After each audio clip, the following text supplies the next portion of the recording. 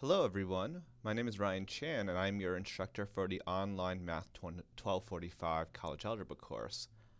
What I'm going to show you today is to show you the basic essentials for the graphing calculator. As you guys may know, you guys are required to use either a TI-83 or an 84 graphing calculator. As you can see here, I'm using an 84. If you have an 83, don't worry too much. Although if you do have questions, you send me an email, as 83 does have some small differences than 84. So what we're going to do today is we're going to kind of show you some basics for the graphing calculator. Later in the semester, as we kind of get to more specific things, we will talk about the more specific situations. Now, the first couple of weeks we are doing is basic graphing, okay?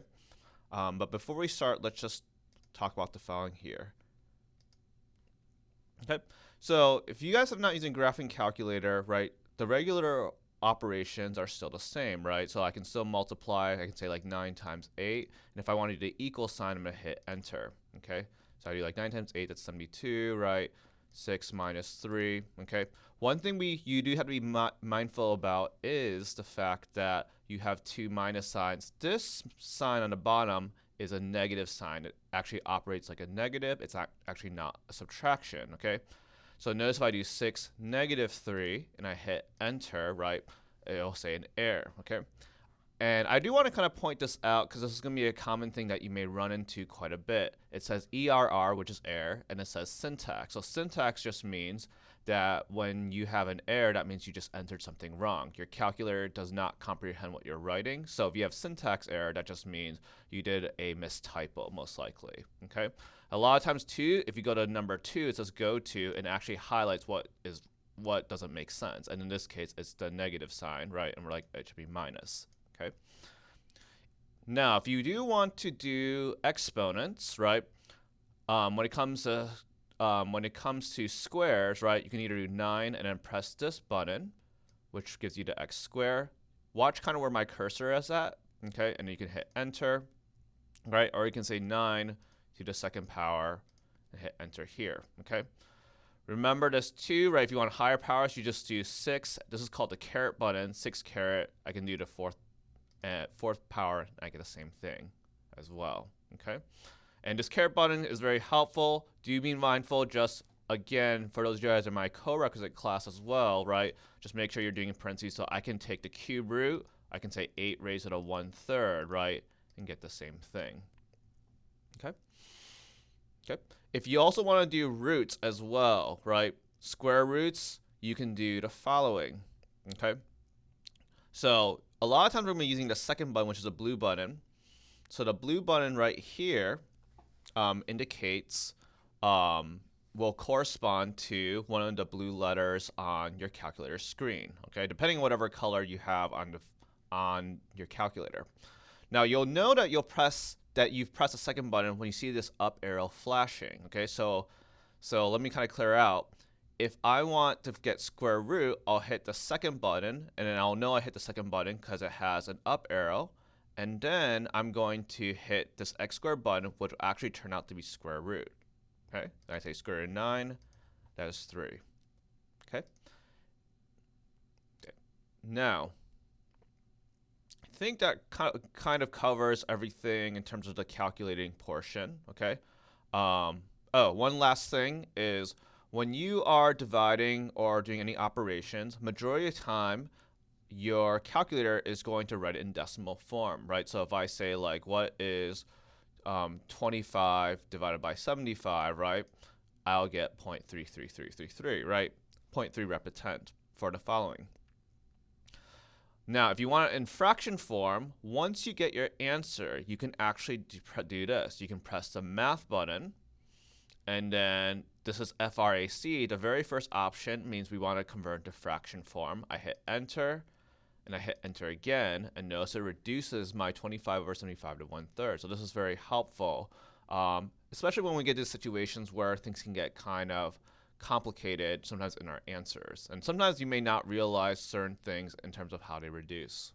Okay. So I believe that should be it for the most part for the calculation part. We'll get to some more specifics as the semester moves on. So let's talk about graphing, okay?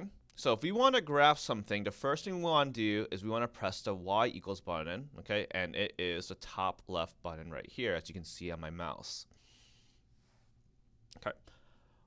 One thing you want to make sure is you want to make sure before you start, as I'm scrolling up and down, that nothing else is being written down. So everything should be clear, okay? One thing that's a common mistake is sometimes you may have something that's written down in the Y8, Y9s, and then you accidentally have some error that would happen, okay? So make sure you check them up and down. You want to also make sure these plot 1, plot 2, plot 3s are not highlighted, okay? Now, if you're taking another class like statistics, right, you may have these plots on, okay? One of the things is that with a lot of times with this graphing calculator is the fact that it cannot simultaneously graph plots and other types of graphs. So you want to make sure this is off. If you hit enter, this will actually unselect it for the following. So if I want to graph something, let's just talk about a couple things, okay?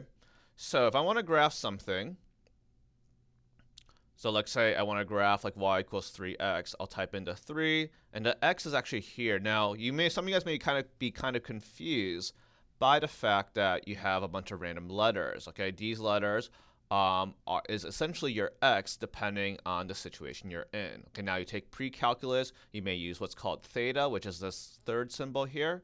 Okay, but press this button gives us x here. Now, in terms of what we want to graph, okay, or how we want to graph our situation, majority of the times, although there will be several exceptions, but most of the times, you will want it to be in what's called your standard window. So standard window means that you're going from -10 to 10. So your x is going from -10 to 10, and your y goes from -10 to 10. And the most common one is if you do zoom, and you go down to 6. Okay, and it shows me my graph. Okay, so I can so let me show you one more time. Zoom, which is a middle button, and scroll down to 6. This gives you what's called a 10 by 10 window. Okay, as I can see, I graph my line, and I get the following here. Okay. Now, most of the times, you may want a different type of window, or maybe you want it to be skinnier, maybe you want it to be wider. So the most common thing we will do is we go to W-I-N-D-O-W, window, which is the second left button here. So I'm going to click on it for the following, okay? And this is probably going to be how we kind of adjust to the following here, okay? So notice it's going from -10 to 10, -10 to 10. If you say XSCL, that means the scaling in which X goes by. And then YSCL is the scaling which Y goes by. So for example, if I change this, right, change my X and Y to 2, that means my hash marks are actually going up and down by 2. So notice if I hit graph, right, as you can see, my hash marks become a lot wider, okay? Let me change that back.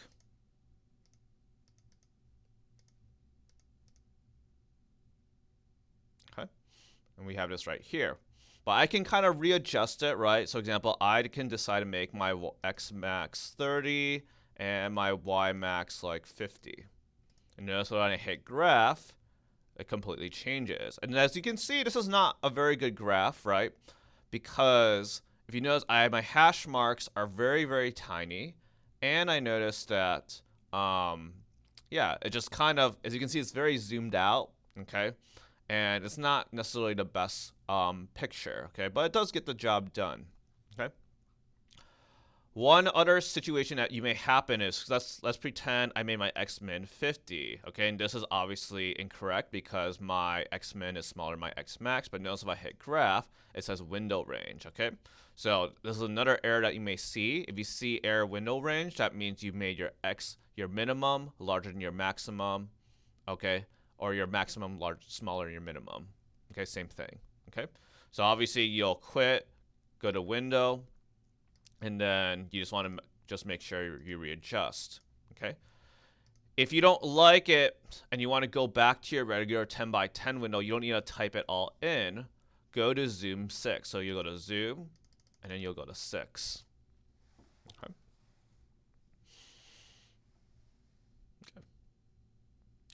You can also hit the trace button, and a trace button puts a cursor on your line, and you can kind of see what specific points are on it. Okay, and so I can move my cursor, and I can see my x and y change as it goes along. I do also see that my x and y is 0, 0. Okay. Now, this isn't the best way to find points, okay, but it will be a useful method later on in the semester. Now, one of the nice things is if I want specific points, so let's talk about this. If I want specific points on my line that I know, I can do the following, okay? I'm going to go to second window. So I'm going to hit the blue button and hit the window button, okay? And this is called table setup, okay? So this is saying where my table starts at when x is 0. And this little triangle table is how much my x is changing by, okay? So that means I'm saying my x is going up by 1, okay? And then this can be auto and auto, which we'll talk about later on. So I can do second, and then once I'm done, I'm going to do second graph. So you can see, right, these are a bunch of points, and notice my x is going up and down by 1, okay? But I have a coordinate, right? I have a coordinate at 6, 18. 6, 18 is a point on this line. Now if I go back to second window and I change it to like 3 and I do second graph, notice that it changes by 3. Okay, we're following.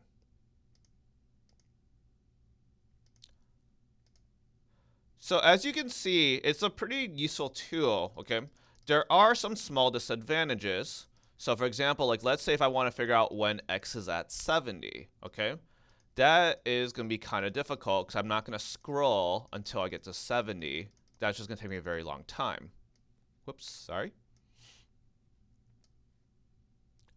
So there's a couple ways to kind of manage this. So what I can do is I can do second window. Now this time instead of doing auto, I'm going to select ask, and I'm going to hit enter. Okay, and watch what it'll do. So if I do second graph, I can type in whatever number I want. So I'm like, well, what happens when x is 70? When x is 70, y is 210. Okay, everyone see that? So that is a way to kind of calculate kind of larger numbers. Okay, another way I can do this is a very similar way of getting the same result is I can also do second trace, which is a way to help me, which later on will help us find a lot of different things. But for now, I'm going to do what's called value. So I do second trace, and I select option 1, and I do enter. So I'll graph the line, and it'll also ask me what happens when x is equal to 70. So I type in 70, and notice, interesting. Sorry about that. Okay, whoops, sorry about that. So okay, let's talk about this here. So I can insert most x values, right? So I can insert x is equal to 5, right? And it gives me my y value, okay? Now let's talk about why did 70 not work. So if I do second trace and my value is 70, I actually can't calculate this because if I look back at my graph, so even though mathematically I can do this, the problem is 70 is way off of my window. Does everyone see that? But if I make my max 100, my y max 300, I can calculate this because it's in my window. Does everyone see that? So this one, as you can see, there is some limitations to the value. Is it only calculates the value if your point is within your calculator screen. Okay. And now, again, if you want to adjust, right, go back to zoom 6.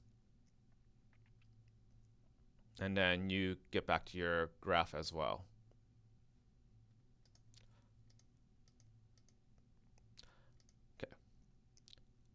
So, and then if you want to get out of this screen, just either hit clear, or you can just turn off your calculator and then turn it back on, okay, for the following. Okay. So I think we'll just end right here, okay, for the following. And this is just some basics, and I'll kind of explain some more later on in the semester.